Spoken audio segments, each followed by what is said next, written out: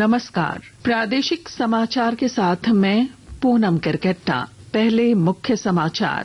झारखंड की हेमंत सोरेन सरकार 8 जुलाई को विधानसभा में हासिल करेगी विश्वास मत। 9 जुलाई को मंत्रियों का हो सकता है शपथ ग्रहण समारोह। डॉक्टर विद्युत रंजन सारंगी बने झारखंड उच्च न्यायालय के मुख्य न्यायाधीश।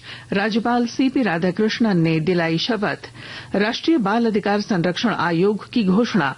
झारखंड की अभ्रक खदानें बाल श्रम से हुई मुक्त।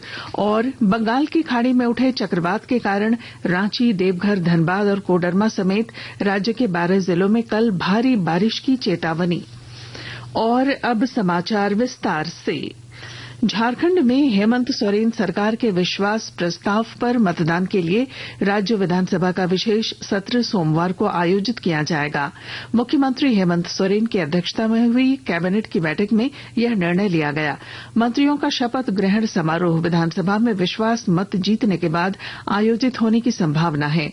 मंत्रिमंडल में नए चेहरों को शामिल किए जाने की भी संभावना है। राज्य में महिलाओं के सशक्तिकरण के लिए मुख्यमंत्री बहन बेटी मई कुई स्वावलंबन प्रोत्साहन योजना लागू कर दी गई है। कैबिनेट के फैसले के बाद महिला बाल विकास विभाग ने इसकी अधिसूचना जारी कर दी है। इस योजना के तहत राज्य की 45 लाख से अधिक महिलाओं को प्रतिमाह 1,000 रूपये की प्रोत्साहन राशि मिलेगी। इसका लाभ 21 से 50 वर्ष की उम्र वाली गरीब महिलाओं को दिया जाएगा। आर्थिक लाभ प्राप्त करने के लिए आवेदिका का राशन कार्ड, आधार कार्ड के साथ बैंक खाता या पोस्ट ऑफिस का खाता होना और उसे आधार लिंक होना अनिवार्य होगा। आवेदन के लिए जल्द ही बाल विकास विभाग एक पोर्टल जारी करेगा। ओडिशा उच्च न्यायालय के न्यायाधीश डॉक्टर विद्युत रंजन सारंगी ने झारखंड उच्च न्यायालय के मुख्य न्यायाधीश के रूप में आज शपथ ली। सुबह 9:45 बजे राज्यपाल सीपी राधाकृष्णन ने राजभवन में उन्हें शपथ दिलाई। सुप्रीम कोर्ट कॉलेजियम ने 27 दिसंबर 2023 को डॉक्टर सारंगी को झारखंड उच्च न्यायालय का मुख्य न्यायाधीश बनाने की अनुशंसा की थी। नीति आयोग द्वारा संचालित आकांक्षी जिला कार्यक्रम के तहत आज सिमडेगा में जिला स्तरीय कार्यक्रम का आयोजन किया गया।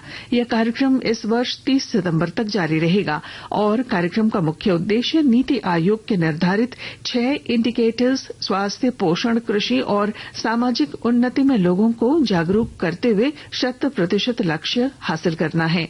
उपायुक्त अजय कुमार सिंह ने अभियान के तहत 6 इंडिकेटर्स पर 100% लक्ष्य हासिल करने की शपथ दिलाई। वहीं सरायकेला खरसावां जिले के सरायकेला प्रखंड के समग्र विकास के लिए संपूर्णता अभियान की शुरुआत उपायुक्त रवि शंकर शुक्ल ने की।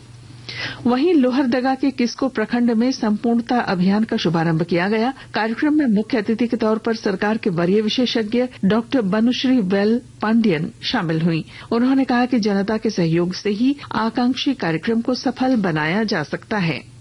सिमडेगा जिले में बढ़ती सड़क दुर्घटनाओं को लेकर सड़क सुरक्षा समिति कई तरह के प्रयास कर रही है। और जानकारी के साथ हमारे संवाददाता।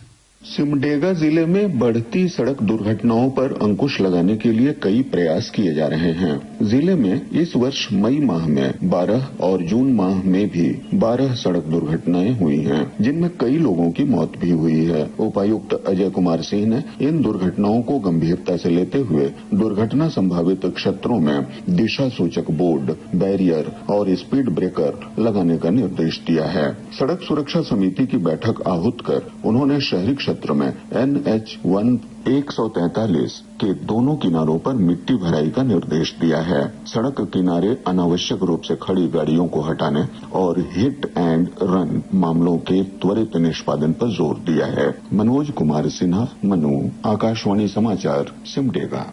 आकाशवाणी के ताजा तरीन समाचारों के लिए आप हमारी वेबसाइट newsonair.gov.in पर लॉग ऑन कर सकते हैं।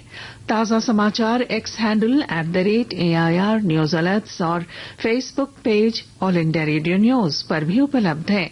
आप प्रादेशिक समाचार एकांश के X handle @AIR News _Ranchi और फेसबुक, इंस्टाग्राम पेज तथा YouTube channel AIR News Ranchi पर भी हमारे बुलेटिन सुन सकते हैं। प्रादेशिक समाचार आप आकाशवाणी रांची से सुन रहे हैं। कोडरमा में हुए एक भव्य समारोह में राष्ट्रीय बाल अधिकार संरक्षण आयोग ने ऐलान किया है कि झारखंड की अभ्रक खदानें अब बाल श्रम मुक्त हो चुकी हैं। इस ऐतिहासिक उपलब्धि के साथ ही राज्य की अभ्रक खदानों को बाल मजदूरी से मुक्त कराने की 20 साल की समर्पित यात्रा अपने मुकाम पर पहुंच गई है। बाल मजदूरों को अभ्रक खदानों से न सिर्फ मुक्ति दिलाई गई है, बल्कि इन सभी का स्कूलों में दाखिला भी कराया गया है। कार्यक्रम में राष्ट्रीय बाल संरक्षण आयोग के अध्यक्ष प्रियांक कानूनगो ने कहा कि अभ्रक क्षेत्र को बाल श्रम से निरंतर मुक्त रखने की अहम जिम्मेदारी निभाने की आवश्यकता है। मुक्त माइका का जो कार्यक्रम हुआ है, मैं इसकी प्रशंसा करने के लिए यहाँ आया था। आज के दिन अगर कोई बच्चा बाल श्रम में नहीं है तो ये इस लड़ाई की बड़ी सफलता है। अब हमारे ऊपर एक बड़ी जिम्मेदारी है झारखंड सरकार पे, यहाँ के काम करने वाले एनजीओस पे, कि आज जो माइलस्टोन हमने अचीव किया है ये आगे कायम रहे। कल से और ज्यादा विजिलेंस की जरूरत है कि एक भी बच्चा कभी भी बाल श्रम के रूप में कार्यरत ना हो। मुझे बड़ी खुशी इस बात की है कि जो भारत की महिला बाल विकास मंत्री हैं अन्नपूर्णा दीदी जी, उन्होंने आयोग को ये निर्देश दिया है कि ट्रैफिकिंग के विरुद्ध निर्णायक लड़ाई लड़ने का ये सही समय आ चुका है। कार्यक्रम में विधायक डॉक्टर नीरा यादव, गिरिडीह उपायुक्त नमन प्रियेश लकड़ा सहित बचपन बचाओ आंदोलन से जुड़े कार्यकर्ता मौजूद थे। विधायक नीरा यादव ने कहा कि 20 सालों में जो बदलाव आया है उसे बनाए रखना ज्यादा अहम है। परिवर्तन को मेंटेन रखना सबसे ज्यादा जरूरी है और जिसके चलते लोगों को रोजगार में जोड़ना बहुत जरूरी है। तो हम चाहेंगे कि लोग रोजगार से जुड़े और बच्चों को कम से कम उसका बचपन न छीने। इसके लिए सरकार तो हर प्रकार के कार्य कर रहे हैं। जब हम शिक्षा मंत्री थे तो पहले पढ़ाई फिर विदाई। तो हम चाहेंगे कि हमारे अभिभावकों से एक आग्रह होगा कि वो बच्चों को उनका बचपन न छीनने दे, उन्हें बचपन में जीने दे। उनको अधिकार है पढ़ाई लिखाई करने का, उन्हें आगे बढ़ने दे, अपने पैरों पे खड़े। रांची पुलिस ने आज आभूषण व्यवसायी राजेश पॉल की हत्या के मुख्य आरोपी का पोस्टर जारी किया है। डीएसपी प्रकाश सोय ने बताया कि लगातार प्रयास के बावजूद अब तक राजेश पॉल के हत्यारे की पहचान नहीं हो पाई है। उन्होंने बताया कि राजेश पॉल की हत्या में शामिल अपराधी के बारे में सूचना देने वाले व्यक्ति को 50,000 रूपये का इनाम दिया जाएगा और उसकी पहचान गुप्त रखी जाएगी। राज्यपाल सीपी राधाकृष्णन से आज विधायक डॉक्टर लंबोदर महतो ने राजभवन में मुलाकात की और विभिन्न विषयों से संबंधित ज्ञापन राज्यपाल को सौंपा।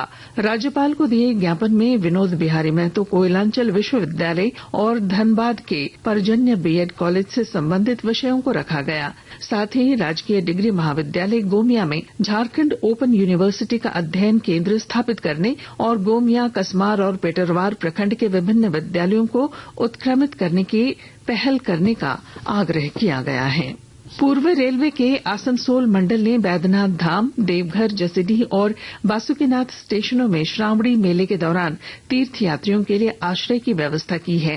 तीर्थयात्रियों की संख्या को बेहतर ढंग से समायोजित करने के लिए आश्रय क्षेत्र को पिछले वर्ष की तुलना में बढ़ा दिया गया है।